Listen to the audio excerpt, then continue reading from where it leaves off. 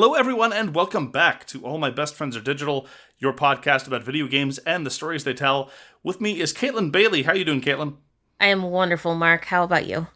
I'm doing well. I was just remembering something in light of a comment that a patron left on our Patreon, questioning how, as somebody with a job, a fulfilling life, and several mammals dependent for their existence on you, how you had time to play so many games. And I was reminded of a conversation we had very early on in the planning process of this podcast, where you said to me, you know, Mark, I'm just not sure I play enough video games to support the content of a weekly podcast. And this was a statement that at the time I knew was ridiculous, but I helped walk you through.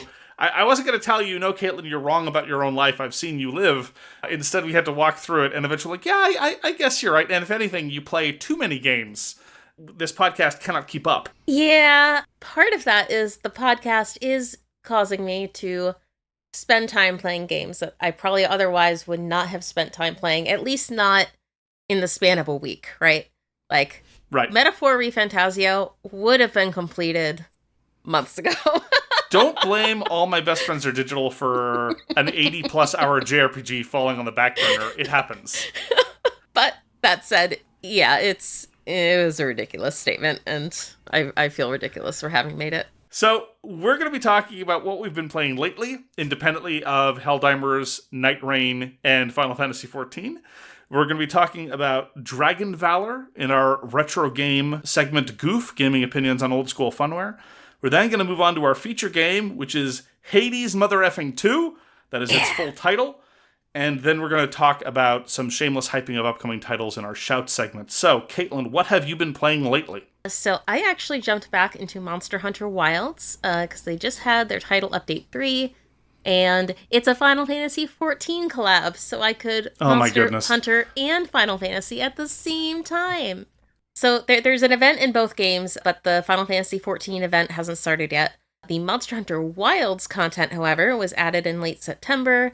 And there's a couple different quests. One is just like a precursor quest, like, oh yeah, go fight that thing, something weird's happening. You know that thing that you killed 12 times before? Go kill it a 13th time. We'll be waiting. Basically, yeah. I mean, literally. But then you get to fight a brand new monster called Omega, and I'm going to say this wrong because I have no idea how you say it. Planetus? Planetes? I don't know. It's like planets, except there's an ES at the end instead of just an S. Huh. I don't know. And my friends and I are a little bit undergeared. But there's two main things that I have to say about the Omega fight in Monster Hunter Wilds. The first is that it's quite difficult so far. At least personally, I found it to be more difficult than any other fight in Monster Hunter Wilds, which is good because a common complaint has been that it is too easy, or that the game itself is too easy.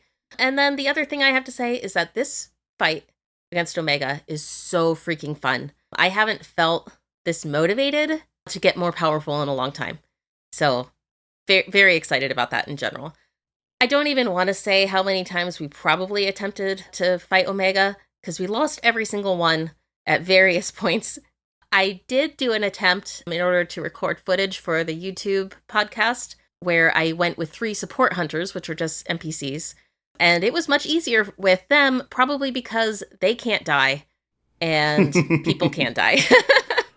So I still didn't beat it, but I got a lot further anyways. Your friends are holding you back, Caitlin. I've been telling you this for years as your friend. That is absolutely not true.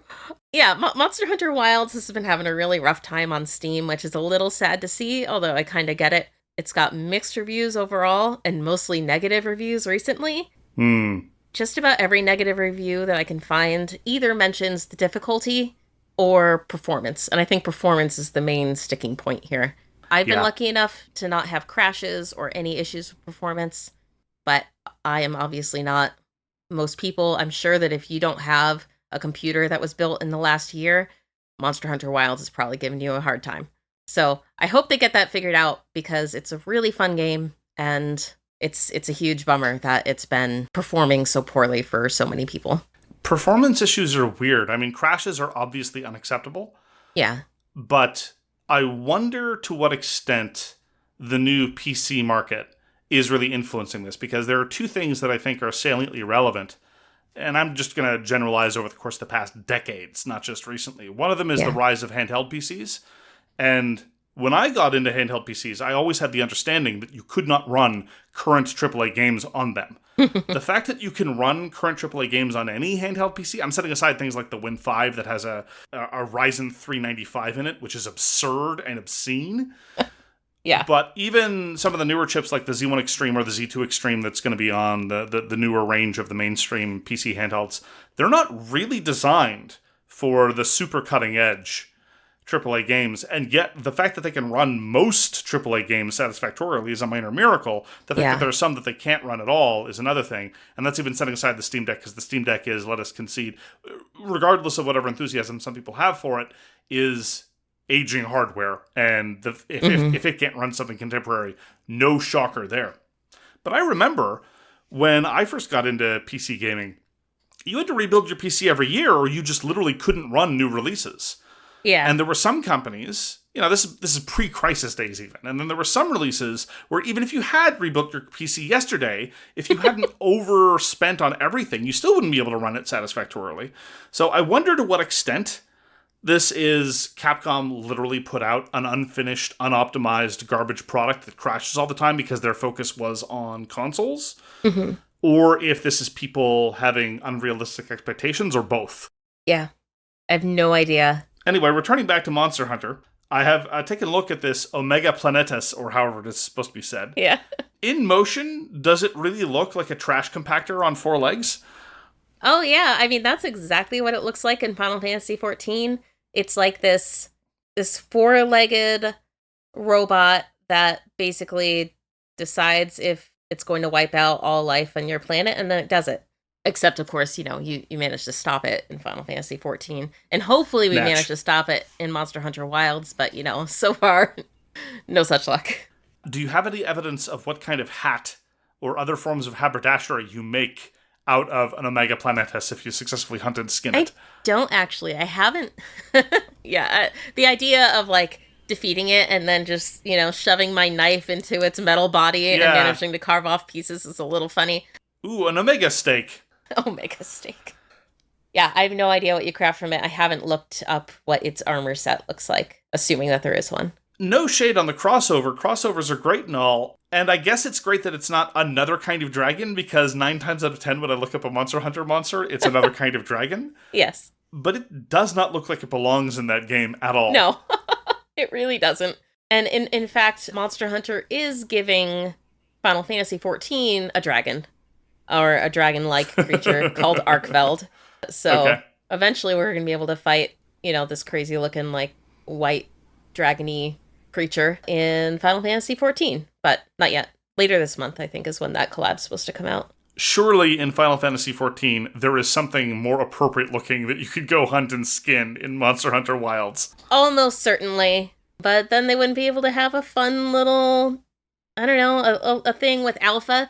Alpha is a little, chocobo guy. He's like a tiny baby chocobo, which is a bird in the Final Fantasy series.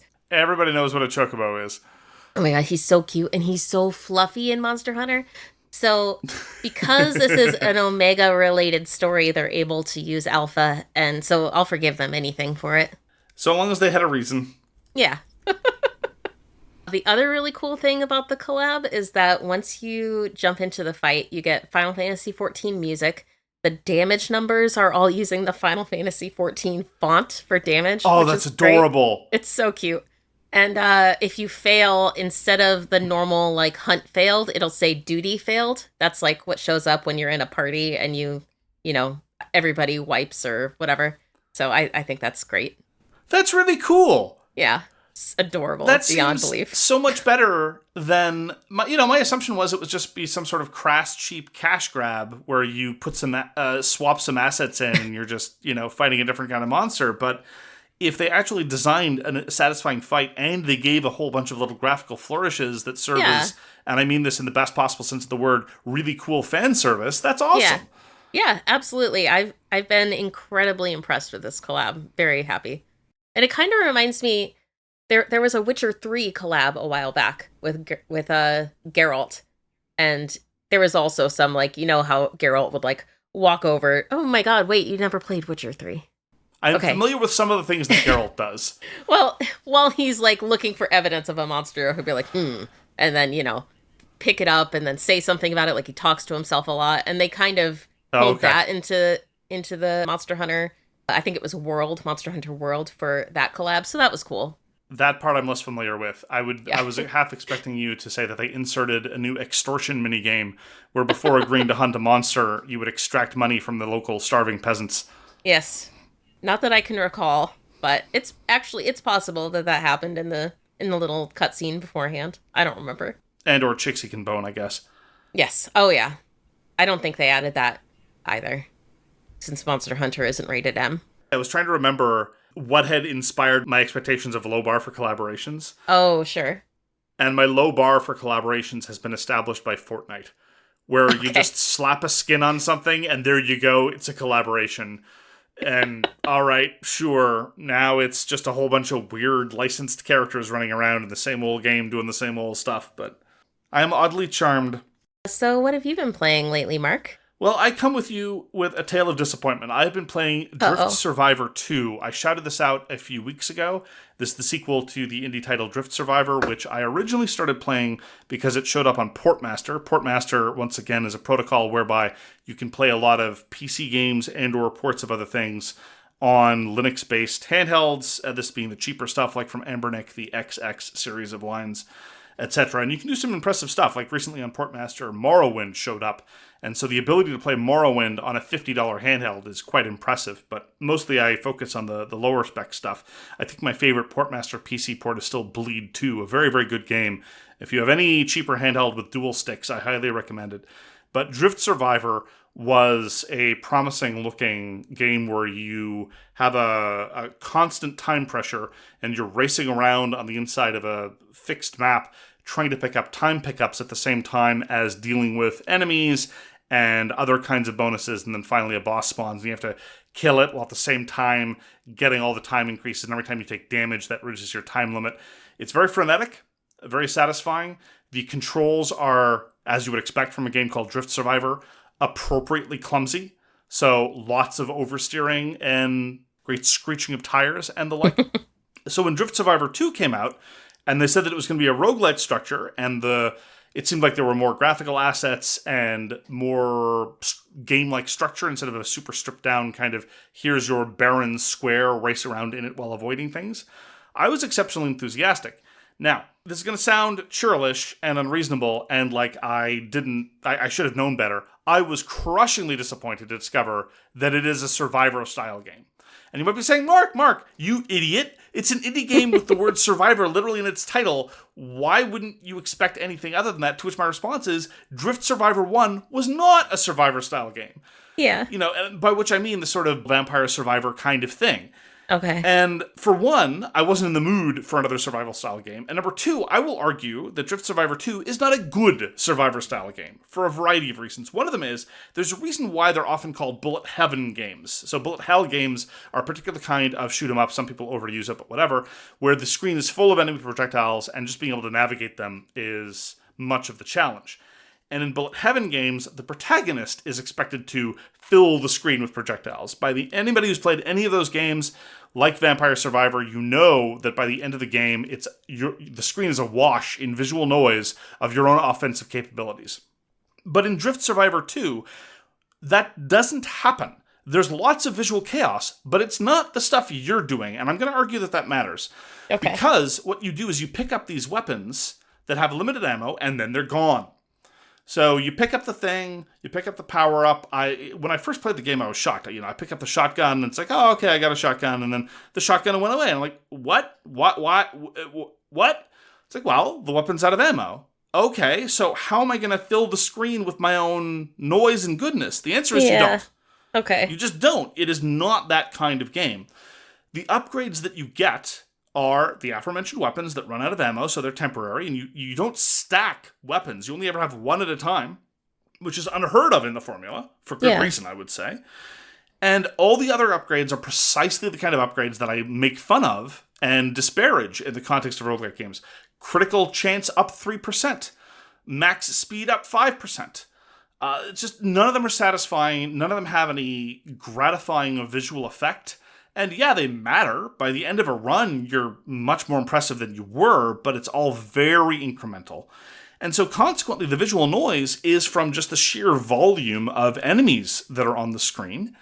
And I don't feel like I have a whole bunch of agency. I'm just running around, drifting a while, but yeah, and there's like 17 cars on my 6, but I'm drifting around to try to get to the next pickup to just last a little bit longer, and the level lasts 12 minutes before a boss spawns, which strikes me, Caitlin, honestly, as at least 7 minutes too long. I just found the overall experience borderline soporific, because in the Sea of Chaos, I was not the major source of the chaos. I was not the primary contributor of chaos. I was just driving around like a lunatic, trying to swerve so that a whole bunch of stuff would happen.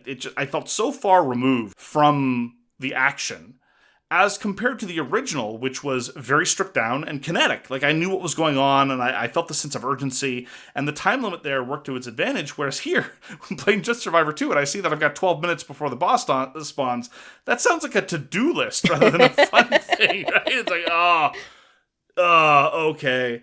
Yeah. And I'm so disappointed by Drift Survivor 2. Now, granted, it's a super indie title. I only paid about $3 on the Steam fall sale, whatever. But it made me want to play the first one. And I thought, wait, am I just misremembering the first one? So I went back to the first one. I really like the first one. I really like the first Drift Survivor. It's really cool. If they had stuck with that formula, but iterated on it, maybe a few more vehicles, maybe up the graphic assets. So instead of, because most of the enemies you're fighting in Drift Survivor 1 are boxes, literal boxes that just kind of drift in from the outside of the screen. You know, if they'd made the enemy variety a little bit better, up the number of different arenas, I don't know. Like, if they'd stuck with that formula, I would have been vastly happier. As it is, it feels like a bad riff on a formula that's been driven into the ground. And so if you want another Survivor-style game, it wouldn't even make my list of the top 5 that I've played in the past 6 months. And so I am very disappointed in Drift Survivor 2, Caitlin. I am a sad mark. I'm sorry, Mark. No, I'm sad. That sounds like a damn tragedy. It is that's what it is. You watch your mouth, but that's what it is. It is a damn tragedy. Oh. Well, it's made me go back to the first one. I've been playing more Drift Survivor 1 and enjoying that. I'm glad that Drift Survivor 1 is still doing it for you. That seems so strange. Like, I'm really stuck on the whole, like, you get guns, but then they run out of ammo and they're gone. What do you have when you don't have a gun? Every vehicle has a pea shooter. Okay. There are some upgrades that, while drifting, cause you to have a little bit more pea shootery-ness. Okay. But honestly, it's a drop in the bucket. Like, the only way that I've found... So when the boss spawns, for example, that's a good example of when you actually want to be inflicting damage. Most of the time, you know, there's infinite spawning, and the enemies just keep coming, and it's all just a wash in noise anyway, so I'm seldom in a position... And they're all chasing you, like a 6-year-old playing soccer chasing the ball. Yeah. So yeah, cars die, new ones spawn in. I can't pay attention. I literally cannot differentiate what any of my firepower is doing. I take it on faith that my firepower is doing something. Which again, sets in other Survivors games, but typically near the very end. And at that point, it's such a power fantasy, and it's like, ooh, psychedelia. But Drift Survivor 2 doesn't have any of those charms. Then the boss spawns. Yeah. The one thing that you can do, and the one input that actually matters, is nitro. So you want to refresh your boost as often as possible, because, the game doesn't tell you this, but it becomes evident, while you are boosting, you are invincible. Okay. And so when the boss spawns, all that I do is I drift to generate more nitrous, because your drift regenerates faster while you're drifting. But I'm going in a big circle anyway, so I'd be drifting regardless. And then I boost through the boss, and then I circle back. Repeat, repeat, repeat, repeat, repeat. And this takes about 2 to 5 minutes, depending on the boss. It's not particularly more satisfying than anything I'm doing the rest of the game. Okay. But it's my one input. It's the one, this is what passes for gameplay. And so, yeah, I'm driving around getting pickups, sure. But honestly, as I say, there's so little feedback about anything that I do. And it just adds to the general sense that I'm completely removed at what's going on. Okay, and this Drift Survivor 2 is a game where you're actually meant to defeat the boss when it spawns. Meaning, I guess you probably you're able to do that in Vampire Survivors, I think. But usually you just die almost instantly. Yes. Okay. Although there are sub-bosses in Vampire Survivors. Right. Right? Like, they're the ones that spawn before the end of it. But after you've done the full half hour, Death shows up. And yeah, there's a way to kill Death, but it's only for the super tryhards. I never really got that far in Vampire Survivors. Yeah. Yeah, there's a non-trivial number of Survivor-style games where you're meant to kill the final boss. Okay. And this is one of them. All right. Well, I'm sorry it was a disappointment for you, Mark. It was a disappointment. I blame you. So that was Drift Survivor 2 by MEWSTURBO. I highly recommend the first one in whatever form you want to play it. You could probably play it on your refrigerator if you wanted to. We now move on to our gaming opinions on old school funware, what we call GOOF. We're going to be talking about Dragon Valor. This is to be differentiated from Dragon Valor, which is how I have upholstered my chaise lounge in my study. A gentleman knows the difference. This was developed by Now Production in 1999, so I guess 26 years on it is then production, and was released for the PlayStation, published by Namco. Caitlin, why don't you tell us what one does in Dragon Valor? Okay, so Dragon Valor is the story of Clovis, who is a Dragon Valor or wields a Dragon Valor, or maybe both. It was unclear to me. Because, like, I thought, so the intro was like, hey, there's a sword. I'm pretty sure the intro says it's called Dragon Valor. But then No, Dragon it's just Valor... a magic sword. Dragon Valor's the profession. Well, and then Dragon Valor is the only name that's given to the previous Dragon Valor, who dies seconds after you meet him.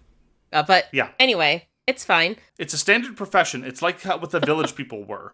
Okay. Right? There was police officer, sailor, Dragon Valor. Got it.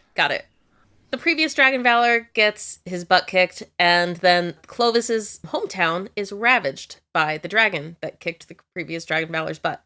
His sister is fridged before we even know who she is. Yep. Mostly because no one ever taught her to, like, stop, drop, and roll, because she was on fire, and she was like, oh, I'm on fire. This sucks. And then she just died. That's the most callous thing I've heard since Mother 3.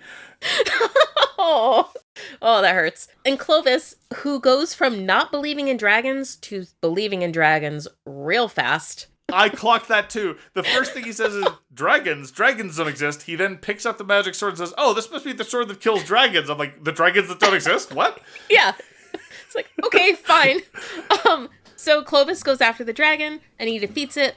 But then, like, a smaller, weaker dragon pops out of the other dragon's dead body, like kind of alien style, and it escapes. Yeah. That was a little weird. Very xenomorph coded, yes. Yeah. And then we very quickly go to 5 years later, because Clovis is not very good at finding this dragon, and he's still trying to hunt down the dragon because he wants revenge for his sister. And he hears a rumor that there's some knights that are staging a rebellion, and there's dragon magic involved or something like that. So Clovis heads over to take him out, and then that's the beginning of the game. It's very, like, you do kind of hack and slash through 3D environments. You have a fixed camera. The prologue gives you a quick tutorial, which covers all the combat basics. There's some moves that, it doesn't tell you about. I did look up how to do the backflip dodge, because I did it accidentally a number of times and then couldn't figure out how I did it. So I had to look that one up. Dragon Valor. Dragon Valor was the line. All this time, all these games, some of the greatest games ever published, it's Dragon Valor is the one where you're like, I think, okay, you know what? I think I need to check the rule book. I need to check the manual for Dragon Valor. This is the one. It's only because I dodged by accident. And upon dodging by accident, I was like, oh, that seems useful. I want to do that again. And I couldn't figure out how to do it again. So yes, I looked that one up. All right. Yeah, so it's interesting. I mean, there's a bunch of different ways to attack things. There's some enemies that are up in the sky and you need to, do an upward attack. There's some enemies that are, like, really close to the ground and you're not able to hit, or you're not easily able to hit them with your regular attacks, so you have to attack down. There's a sprint button. His walk it's a mosey. It's very, very slow. So I hold down sprint almost all the time. Leisurely weekend stroll, absolutely. Yes. But I found it overall pretty fun to get through the levels. I did a variety of stages. I don't think I actually finished chapter 1 yet. Okay. But, yeah. Okay, so you haven't encountered the coolest thing about Dragon Valor structurally. Oh, what is that? Because we actually spent some time, we add games to the list that we might want to try, and both of us had the same. Wait, why was Dragon Valor added? Did you add Dragon Valor? No, I added Dragon Valor. Why did I add Dragon Valor? Okay, whatever. Let's try Dragon Valor. And I remember why I added it. So we'll get to that later. This will be the big reveal. Because I agree with you that the gameplay, although pretty basic, is quite satisfying. Like, I don't know why. Dragon Valor is one of those games where it's like, oh, this is kind of fun, and you're not really able to put your finger on it. Yeah. It's not, like, you use the word interesting. I don't know if the game itself is interesting, but it's interesting how engaging it is. Yeah. Because in terms of its basic structure, like you were trying to flesh out, it's like, oh, well, the moveset is not particularly robust, but it's more robust than a stripped-down basic by-the-numbers thing.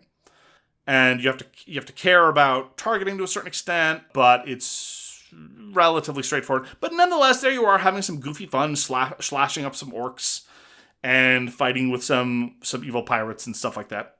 And it's just really satisfyingly done.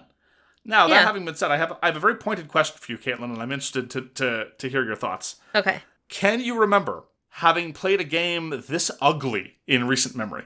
Oh, boy.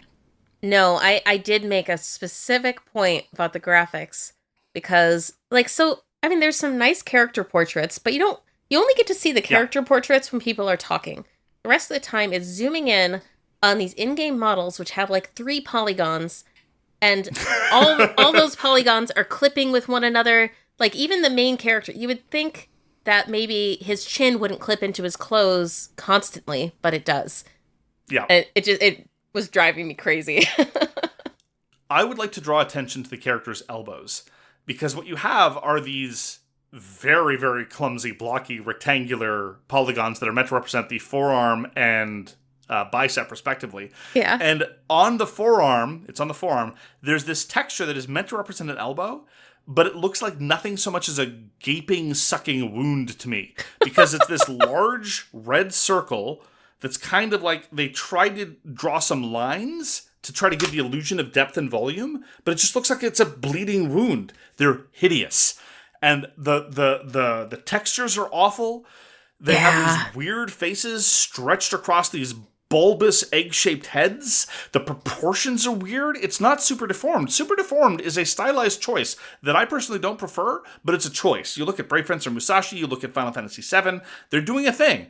Yeah. Here, the proportions are just weird. The heads aren't the right size, the torsos are strange, the limbs are weird. It's hideous. I mean, one of those Chapter 1 bosses, Volef, has the largest head I've ever seen in my life. And it was like how is his head as big as the main character?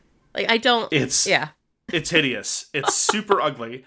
And I just did a reality check just again to situate things in a historical paradigm. So, Tekken 3 and Final Fantasy VII came out in 1997, 2 years earlier. Okay. Metal Gear Solid was in 98, Vagrant Story was in 2000, and all of these are mainstream releases. Now, granted, Now Production was a smaller studio, but there is no way you can put the graphics of Metal Gear Solid next to the graphics of Dragon Valor and tell me that Dragon Valor came out a year after that game. Yeah. It's completely wild. So, which again, highlights how absurd it is that I play this game and enjoying it, because every time I see something, it's like, ooh, that's ugly. Yeah. So, here's what happens at the end of Chapter 1. Spoilers, I guess, for this 26-year-old game. Sure. Every chapter is a new protagonist who's the offspring of the protagonist of the previous chapter. Oh, okay. Who their parents are, and thus their appearance, lineage, and stats are a function of choices you make. This is Rogue Legacy before Rogue Legacy was a thing. Okay. Now, it's very crude. We're only talking about a series of binary possibilities that lead you through. Yeah. And this is, when I say choices, I mean choices in the way that 1990s JRPGs are, right? Not like choices like, would you as a player like some input of this? This is very much choices of you opened that door, that means that you chose this path. I see. Therefore, the main character is going to procreate with this person as opposed to this other person because you literally opened a random door in a dungeon. Oh no, okay. Which as a decision-making model is absurd, and I hate that so many JRPGs did things that way. Yeah. But the overall structure and conceit of Dragon Valor is gonzo, and I adore it. It is so cool that you just do this generational thing, generation after generation, of these dragon hunters And the plot isn't super interesting at all, Yeah. but the generational aspect makes it so much more compelling. Okay, so I'm dying to know, is every single one a son? Oh, I think they're all dudes. I haven't checked to make Yeah. sure. I'm only in chapter 2. So he's got really strong, male lineage there. Wait, are you Hold on. Is there sexism in video games? No. Okay, well, I thought you were worried. I was worried for a second. No. No. Don't be ridiculous. No, because in chapter 1, to avenge your fridged sister, who you don't get to see except as a walking flambéed corpse, rescues the obnoxious princess. Yeah. And then has a son that goes and continues the family tradition. Straightforward, progressive, feminist, fully fleshed out storytelling. Wait, he doesn't have a kid with the princess, does he? 100% he does. He's nothing but a huge jerk to her. Why would she? 100%. Okay, cool. Got it. No, so they explain. Okay, they explain it in an interlude between chapters 1 and 2. Okay. That he was basically that he was pressed into the role of her bodyguard against his will. Okay. But he eventually got over himself, and they fell in love, and he became the king. Which the is not king? not okay. Well, because she inherits the throne. Yeah. He becomes either the king or the king consort. I don't know. I'm not familiar with the detailed inheritance laws of the kingdom of Clovis or whatever it's called. Yeah. But this conceit is what I read about and made me curious about Dragon Valor, and it's so mediocre but engaging, and the storytelling similarly is equally mediocre, but this generational aspect makes it super interesting in comparison to what it could have otherwise been. Yeah. It's so strange. I can only dimly explain why I enjoy Dragon Valor as much as I do. I mean, I can't explain why, but you saying that there's this whole generational thing makes me like, ooh, I should keep playing that. Yeah, you're close to the end of the first chapter, it sounds like. I must be. Like, I just did the Alchemist Tower. Oh yeah, you're very close. Okay. You are having killed the 3 characters who look the most like RoboCop, and you're now ready to move on to the incredibly strange-looking 6-armed dragon. Awesome. Okay. All badly rendered with in-game polygons. Love it. Dragon Valor is a shockingly enjoyable... Now, it's not brilliant, but it's just shockingly enjoyable for a little hack and slash. They had some good ideas, and they even tried to implement some of them, but... ultimately, I think... Now, am I asserting that every game should be a borderline dating sim, like a Persona game? Maybe. But maybe. I'm more saying that if you're going to lean into this whole sort of dynastic aspect, maybe give the player a little bit more explicit agency into who the parents of Chapter 2's protagonists are going to be, rather than you opened a door. Therefore, like, literally, the way you make sure that in Chapter 2 you're not playing as the son of the princess and... Chapter 1's protagonist, is you literally do not open the door that leads to the princess's cell. That is how you do it. So you don't explore. Got it. Precisely. Am I wrong in associating this as like classic 90s JRPG nonsense? Like the way... I remember hearing someone talk about the way you get 100% in Final Fantasy X. It's like, well, you have to talk to this person before you go and talk to this other person, because otherwise you get locked out of this thing. And it's like, oh, this is all stupid. Yeah, I do not think you are wrong. I cannot remember most of the ridiculous stuff that you had to just know to do or know not to do, but it checks out. Like, it wouldn't have taken much. All that it would take it could have just been simple. Like, change one of the chapters, even the Alchemist chapter, to be something where some dude, reuse the merchant model, whatever, and say, oh, these 2 people have been captured by 2 different forces. You can only go rescue one. Pick one. Yeah. It's like, okay. There you go. You're good. Yeah. That's what I was going to suggest too. I was like, if we're already being sexist, well, now there's 2 damsels in distress, and you have to figure out which damsel you're going to save. We crossed that bridge a long time ago, Caitlin.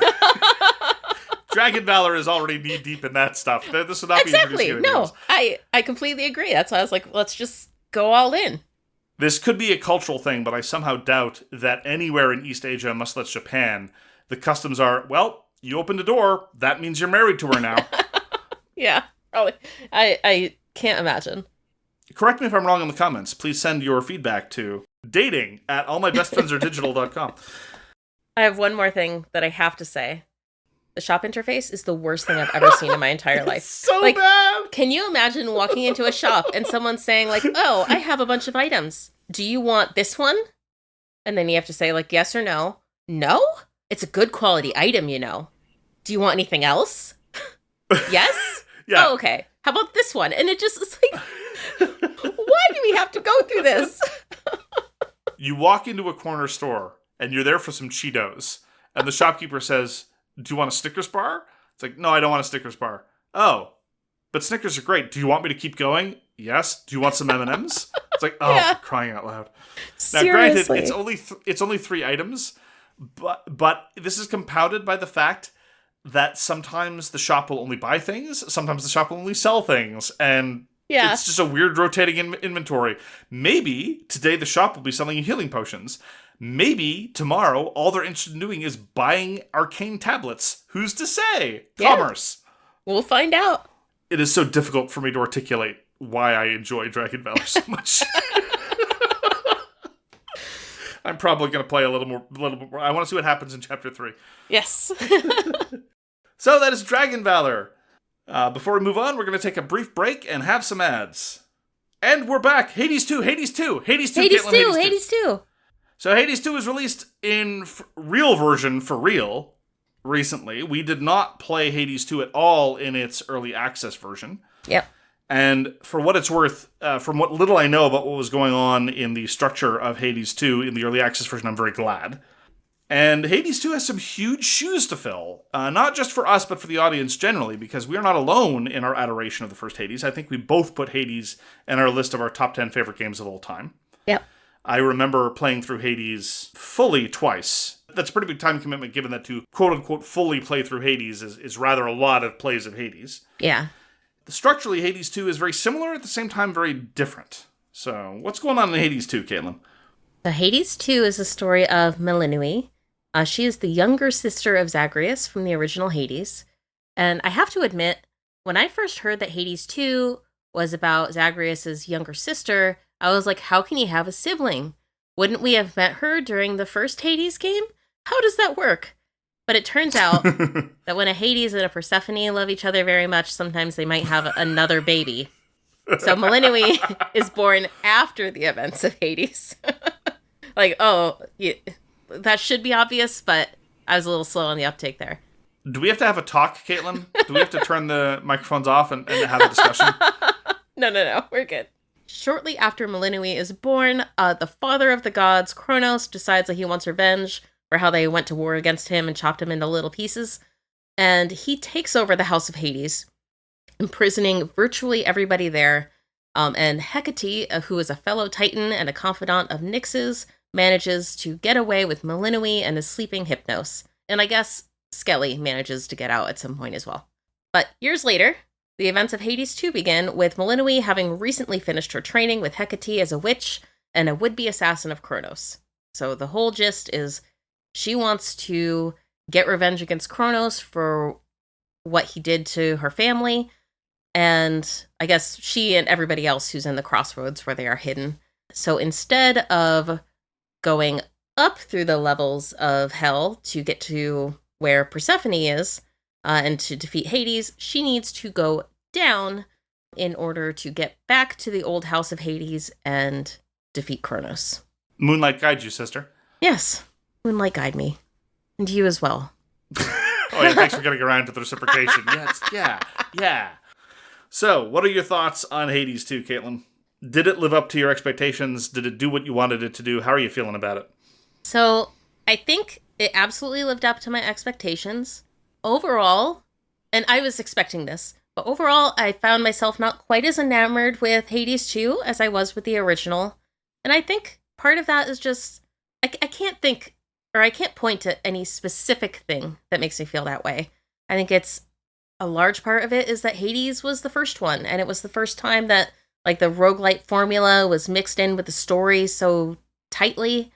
And that was super cool and brand new, and that's just not brand new anymore. It's just like, it's a Hades game, so it's a given that the whole, doing multiple runs is going to be just a part of the story. And that's still super cool, but it's not new anymore. The combat, however, continues to be super fun. There's a lot of it is very similar to the original Hades, but they've also added in a few other things, like instead of the Mirror of Night, which Zagreus had in Hades, Melinui has her Arcana and her Altar, and that's active. So you activate cards instead of being able to just get all the upgrades from the Mirror of Night. And I don't know, it's pretty cool so far. I really like it. I guess it's nice that you have to make some choices and you have to balance which cards you can activate because you're limited to the amount. You can't activate every card. In Hades, you could activate everything in the Mirror of Night and pick between a different version of each thing eventually when you unlocked it all. In Hades 2, you have to choose a subset of Arcana to activate, which will help you through your run. So do you want to talk mostly about story first or mostly about mechanisms first? Oh, why don't we hit story up first?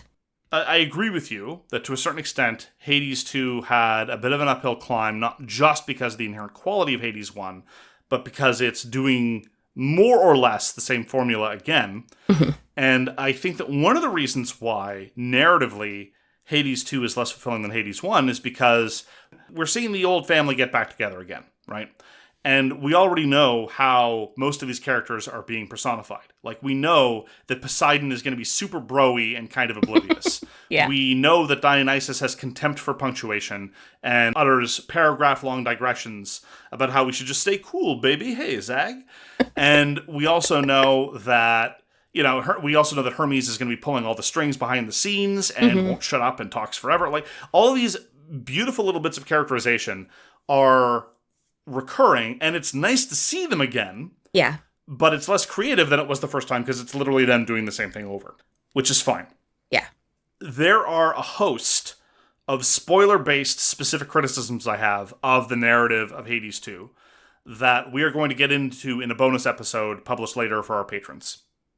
Both because I think the discussion will be too long, and as I say, it will be full of spoilers. But I have specific things that I can point to that I think explain why narratively Hades 2 is much less satisfying than Hades 1 on top of that. But one thing I can say, as a generalization, is that I do not find the new characters as compelling as the old cast. So, for example, you very early on are introduced to your advisor. Your advisor now is not Achilles, but Odysseus. Odysseus is a fascinating mythological character. Who is much more human and much more interesting, I think, than Achilles. Achilles was just some incredible badass. Hades 1 made me care about Achilles a lot. Yeah. Hades 2 made me not care about Odysseus. That sounds awfully harsh, and it's not all as bad as that. I cared about Melinoi. I cared about Nemesis a lot. But let me just give you an example of the extent to which Hades 2 failed to grab me in terms of the personality of the cast the way that Hades 1 did. I consider a core element of Hades 1. For me, finishing Hades 1 is reconciling mythological relationships that had fallen apart. And that includes seeing the ending and seeing the credits roll. But it also includes some side relationships. I would never consider a playthrough complete without them. I finished Hades 2, and I just finished saying that I wanted Dragon Valor to be a dating sim. And I finished Hades 2, and Melinoi is going stag, and I don't care. There are ways to get her in romantic relationships with a whole bunch of different cast members in Hades 2. I just don't care. It just doesn't grab me. And that is telling. I'm not indifferent, though. Like, there's so much personality, and the execution is so well done, and this is Supergiant Games, and they don't know how to cut a non-compelling line of dialogue. It's well written, and the acting is exquisite. Utterly peerless voice acting in these games. It's just, I can't help but feel that Hades 2 doesn't have as much personality as its predecessor does. Yeah, I think I can agree with you on that. In Hades 1, I mean, Meg just immediately, I loved her. And her voice was a huge part of it, because her voice was amazing, and it just worked so well with her as a character. But I loved Meg. And so, of course, naturally, the second that I had the opportunity to date Meg, I was like, hell yeah, I'm doing that. Yeah. And then the same thing for Thanatos. You and the rest of the gaming world. Yes. So I was like super excited about both of those characters. Honestly, I have no idea who all Melinoi can date, but I don't feel that way about any of those characters so far. It doesn't mean that I don't think they're interesting or that I don't like them, but I just don't see the relationship thing being as important to me as like, I don't know, the way that Zagreus and Meg would work together and stuff was amazing, and I just didn't feel that way about Mel and any of the other characters in Hades 2 that I've run into so far. Part of it is the themes that Hades 2 is playing around with. And again, I'll go into more detail elsewhere, but just overall, it's a far more conventional and straightforward plot. There are curveballs, of course, but I felt that Hades, the first one, was a constantly unfolding recontextualization of both relationships and events. Yeah. Whereas Hades 2 starts out more straightforward, and it persists in being more straightforward. And so as a consequence, it just feels less transformative about mythology. Yeah. And in the process, it also makes the characters less resonant with me as a player. Yeah, I can see that. It should be stressed, speaking personally, I am saying this in comparison to one of the greatest games ever made, right? Yes. So when I say that it's not as good as Hades, that is saying that I found the characters merely fascinating and compelling, not, gripping and the basis of my unrelenting obsession until I could finish what was going on, right? Yeah, yeah. So this is purely by comparison. Very few characters over the course of the past few years have had characters as compelling as these characters. It's not as good as it used to be. That's all. Like, when I think of characters that got under my skin more, I mostly have to think of like Avowed, which was up till now my game of the year. Yeah. And the way Kai worked and some of the conversations we had with them and a whole bunch of stuff. My ending of Avowed, which again, you can listen to our bonus episode about Avowed, where a number of things happened that really hit me in the feels. But you took the coward's way out. That's fine. I still respect you. Anyway, so level setting, when I say it wasn't as good as Hades 1, it is what it is. Yeah, absolutely. So the combat. I remember the combat of Hades 1 being, very enjoyable. You can't play that much combat in the game and just get by thinking, I can't wait until Zagreus has another conversation with somebody, right? It wasn't like a punishment or anything. But I would characterize it as dominated almost entirely by two things: dashing and light attacks. You did some heavy attacks now and then. Sometimes I would remember that you had this weird, awkward spell thing. Yeah. And I might use it more if I had a particular upgrade that was really useful, like Athena's upgrade, for example. Yeah. But mostly it was dashing and light attacks. Was that your experience of Hades 1? Absolutely. Hades 2 is probably the best combat system I've ever played in a roguelite. Probably the best isometric combat I've played in many, many, many years. Yeah. I was shocked by how well it iterates on the fundamentals of the combat of Hades 1. I mean, just an example of how different it is. There is no way to get multiple dashes at all. When the game started and the Arcana is like, where's the extra dash Arcana? Oh, we can unlock other cards. Okay, I'll get there eventually. And when it didn't show up, by the time I noticed that it didn't show up, I was, by that point, immersed in the Hades 2 combat system, and I recognized that the game didn't need it. Yeah. Oh, I totally feel the same way. Like, as soon as you unlock, you get to see what the last Arcana is, you're like, oh, there's no extra dash. Well, I don't even care about that anymore. Whereas if I'd known that at the very beginning, I might have been a little upset. Yeah, because if you play Hades 2 like you do Hades 1, you're going to miss that extra dash real bad. I remember when I first started seeing upgrades related to rushing, because instead of multiple dashes, what you do is if you hold down the dash button, Melanoia runs. She does this rush thing. And when I first started seeing upgrades related to that, I was like, oh, I'm never going to use that. Yeah. I put it in the same head as like magic upgrades from Hades 1. It's like, okay, well, if you insist. And then when I saw when I really got the first good one from Hera, it was the Hera upgrade to rushing that inflicts hitch and does damage to things, that I started seeing the possibilities. Yeah. That was relatively early on. And so what we have as a consequence, using that as a microcosm, a combat game that was extremely good and satisfying, that was based almost entirely around two techniques. In an average run of Hades 2, I am effortlessly switching back between 4 different kinds of attacks, magic, and rushing. And that is a level of complexity and of elaboration past Hades 1 that I never would have imagined desirable or possible. And yet it's amazing. I cannot say enough good things about the combat in Hades 2. It is spectacular. It feels so good. And over time, even as I... So, okay, naturally, when there's multiple weapons in a game, and there definitely are in Hades, you're going to gravitate to a handful of them much faster than the others. But at this point, even my least favorite weapons, I managed to finish a run on Chronos with, and they felt good. Now, I still don't like the skull one, because you throw it, and then sometimes you run out of skulls to throw, and I forget love what the that skull one's called. one. I haven't yet gotten to a good flow with the skull one. But I can see how all of them would be good. And all of them are fun with their own little flavors of upgrades. And I think it's so cool how they managed to make every weapon feel satisfying.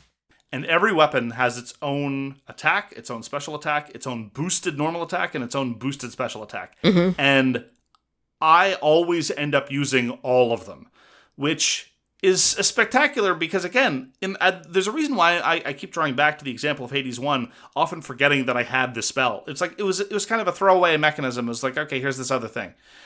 And I never felt like I needed it. In Hades 2, I have so many more interesting tools at my disposal. Yeah. And the game rewards me for messing around with them. Yep. And it's utterly extraordinary. For what it's worth, my least favorite weapon is the axe. I just can't, I'm effective with it. It does so much damage, it's amazing. Yeah. But I much prefer the higher tempo weapons. And indeed, the skull Same. is great. Launch, launch, launch, launch, rush. Launch, launch, launch, launch, rush. Here I am just going around the screen picking up skulls all over the place. But yes, the additional weapons are on top of that. Every weapon has its own set of 4 attacks. And then on top of that, there's the magic system. And then there's on top of that, there's the ultimate system. Again, in Hades 1, you would trigger your ultimate maybe twice per game. Yeah. Maybe, if you got one.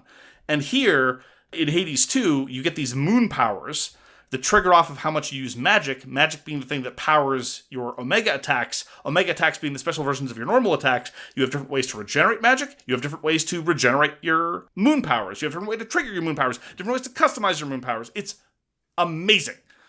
Yeah, and I love all of it. Over the course of playing Hades 2, I mean, I started with playing Hades 2 very much like I played Hades 1. I never touched the cast button, which, by the way, means I just died a lot, because that cast button is super helpful for stopping. There's these enemies that are in the very first area in Erebus that are like these like ghostly women that can scream. Yeah. They like throw their head back and they scream, and they're very fast when they do it, and it's horrible. And if you don't learn real fast to use your cast to stop them, they're going to be making your life real difficult. And I really like how the different enemy types encourage you to like, hey, you remember that cast button that you never used in Hades? You better start using it now. And it's super cool. I felt like the enemies were teaching me things. Yeah, the level design is super awesome. The enemy design is great. And I remember during the tutorial, it was like, okay, so you've got the special attack and the special Omega attack and the Omega normal attack and two different forms of cast. I'm like, yeah, I'm probably just going to dash and light attack. Thanks a lot. Yeah. And then very quickly, you're right. The enemies teach you cannot do that. And you are forced to play around with these things. And by the end of it, it's strange. Sometimes a video game can have like 3 attacks and it's too much. It's too mentally taxing to remember it. And the pacing is just such that you just resort to the same old stuff. Yeah. And yet Hades 2 is always fast-paced, and yet I am constantly switching back between all these different tools that I have available to me because I have to. And it's extraordinary.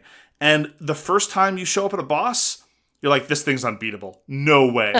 And then you show up the second, it's like, wait, I remember that. Yeah. Okay, I wasn't fast enough to dodge it this time, but I think I can see how it is.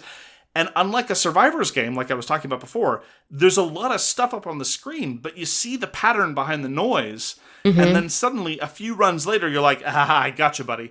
And you're able to, what was once impossible is now second nature, and the game is teaching you how to get better at it because the level and enemy design is so good. Yeah, the number of times I would hit a boss and use every single one of the Death's Defiance I had left over and be like, cool, so this is a wall, and that's it for me, I guess. But yeah, like you said, literally a attempt or 2 later, I'm learning things, I'm getting significantly better, and now the worst boss that I can think of that happened with, I can kill without using a single Death's Defiance, and it's like, man, I love this game. Yeah, so I mean, ultimately what I'm left with is they've made monumental improvements in the combat engine. Yeah. to an engine that was already thoroughly enjoyable. They've upped the quantity of content tremendously. There's easily twice as much stuff in Hades 2 as there is in Hades 1. Unfortunately, I can't even really get to how without getting into mild spoilers, so we'll just leave it at that. Yeah. And I was kind of expecting it to have less personality, to be less immediately gripping, just again, because of the high standards, because of the sequel factor. And I can live with that. Yeah. That was more or less within expectations. But the improvements to the gameplay elements are so unexpectedly amazing that it more than makes up, personally, with the, I wouldn't even call them missteps. Yeah. But comparative inadequacies to its predecessor in terms of storytelling and plotting. Yeah. One of the things that I love most about Hades 2 is that I'm 30 some odd hours in at this point, and I'm still learning new combinations that I love. And I mean, I'm still getting to new boons and stuff that I've never seen before. And it's like, damn, this is cool. Like, there's just so many cool combinations. You get to learn like what works well against certain enemies and what doesn't. I had one successful run that was essentially like a Hades 1 run in a way, where my dash strikes did an absurd amount of damage, and I just did a dash strike all day long. But then you might have another run where your special is the thing that does your damage, or your cast, and it's so cool how it all mixes together. And I like how different every single run can be. Just as I was barely able to start beating Chronos, there was a period of about 5-ish hours where I was telling myself, I don't really see how I can win a run without Aphrodite's magic regenerating boon. Mm-hmm. You know, that was my go-to magic regeneration boon. It automatically weakens proximate enemies, which means they do less damage. There's a whole bunch of other boons that you can get to proc off of that, and you just start regenerating magic automatically when you're proximate. There's no way. I'm just unable. And then I unlocked a different boon to regenerate magic. I'm like, oh. And I just completely changed my attitude about how to use and regenerate magic and the overall tempo of how I'd been doing things. For a while, I was like, "Oh, geez, is this the only way I can do it? Can I only beat the final boss if I happen to get on this one boon from this one goddess?" Nope. Yeah. Any number of viable builds, any number of ways to do it, all of them equally satisfying. Yeah, for the longest time, I was like, well, the only way that I can do enough damage is if I get Hephaestus. And so if I'm not getting Hephaestus, then I guess I'm just hosed. Like, no. At this point, every single... So, okay, I had a real struggle, especially in the first, like, the few hours before I got my first Chronos kill. I was just stumbling constantly. I would get to Chronos and just die, and nothing was going well. And then I beat Chronos for the first time, and then after that, even runs that I thought were completely scuffed, I ended up beating him. And I was like, oh wait, I guess I learned something. So it felt really good. So Hades 2 has completely taken over my life for the past week and a half or so. Mm-hmm. I too am I think I'm about 40 hours into it now. And whatever complaints I have, whatever misgivings I have, most of them are just in comparison to an all-time great, and most of them are very mild. Hades 2 is an outstanding achievement. And if you haven't played the first Hades, everyone should go play the first Hades. Please, unless you're completely indifferent to all action gaming, and there are some gamers that are like that, and that's fine. But even if you think you might have any bit of Twitch gaming in you, the personality and storytelling make it worth it. Yeah. And then you should play Hades 2. That is my recommendation. Yes. Completely agree with that.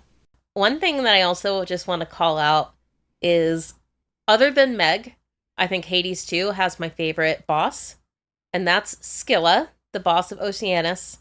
And she just makes me laugh every single time I run into her. I love her so much. She is very funny. Basically, this isn't much of a spoiler because she's a very early boss. Scylla is represented as a delusional rockstar wannabe with 2 siren backups. And she thinks that Melinoe keeps coming back to Tartarus to hear her sing. And she just thinks that Melanie is an obsessed fan. Yeah, so why are you obsessed with me? It took me a while to realize what they were singing about in that song that they performed during the boss fight. I won't spoil what it is, but it took me a while to clue into it. Most of the time because I find that fight, even now, reasonably difficult. And so I have to concentrate on what I'm doing because there's 3 characters that you have to deal with. So very seldom, like, I was appreciating the music, but I wasn't really able to parse the lyrics. Yeah. But ever since it was called out in the context of the story, I now pay more attention, and every once in a while, as I'm madly doing as much damage as I can and avoiding their attacks, I spare a chuckle for what's going on. Well, one of my friends did give me a suggestion, which I haven't tried yet, but apparently everyone should try at some point. After you've done a few runs on Skilla, turn the music off in-game before you go into her room. I haven't done it yet, but I want to know what happens. All right, so that is Hades 2. We're now going to close things out with some shameless hyping of upcoming titles, aka Shout. Caitlin, what would you like to shout out for us? So I would like to shout out Dogpile. It is a deck builder roguelite about making a pile of dogs. So they merge when they touch, and it gives you bones and coins, and you can use that to progress and buy more dogs or to buy tags, which are like special, like more permanent upgrades. There's a free demo available. I didn't play the demo, admittedly, but I watched someone playing the demo on YouTube, and I just thought it looked so ridiculously cute. It's apparently kind of based on the Suika watermelon game, which I was not familiar with before I saw those words together. But I looked it up. This is totally the watermelon game with dogs, It's quite cute. So, yeah, I'm looking forward to Dogpile. There's no release date, but there is a demo available right now. Can you pet the dog? That's a great question. I don't know. I mean, you're kind of touching all the dogs, but I don't know if you're petting them. This reminds me, of course, of a feature I neglected to mention in Hades 2. Hades 2 pushes the boundaries, asking the important follow-up question, not just can you pet the dog, but can you pet the frog? To which the answer is yes. Of course you can. Of course you can pet Phrenos. He's the best little boy. All hail the Hypno Frog. I would like to shout out AXERAS, or AXERAS? I don't know how to say it. Okay. It's Axe with an RAS at the end of it. And this is by Inverse Atelier, and it is an upcoming, say it with me now, tactical RPG. Apparently I'm very much in a tactical RPG mood of late. Apparently. And the aesthetics remind me very, very much of a game that I keep meaning to go back to, specifically Valkyria Chronicles. This is not to be confused with Valkyrie Profile, a game with an almost identical name and that was released not too long before, which I fell in love with upon Caitlin's recommendation, although she promised me a romance that never materialized. I still haven't forgiven you. It's a healing process. But Valkyrie Profile had this weird kind of military aesthetic coupled with anime stuff. AXERAS or AXERAS, or however it's to be said, has a similar kind of vibe going on. And it looks potentially promising. I'm in a turn-based mood. What can I say? Looks very anime. It does. So with that, we're going to call it a day for this episode of All My Best Friends Are Digital. Thank you so much for joining us. If you'd like to support us in free and independent media, you can find us at Patreon on patreon.com/amfad. But thank you for joining us anyway. You've spent some time with us. We appreciate that form of support as well. Hope to see you again soon. Take care, everybody. Yeah, thanks, everybody. Take care. Thank you so much for listening. If you'd like to get in touch, you can reach us at allmybestfriendsareddigital@gmail.com. Hope to see you again soon.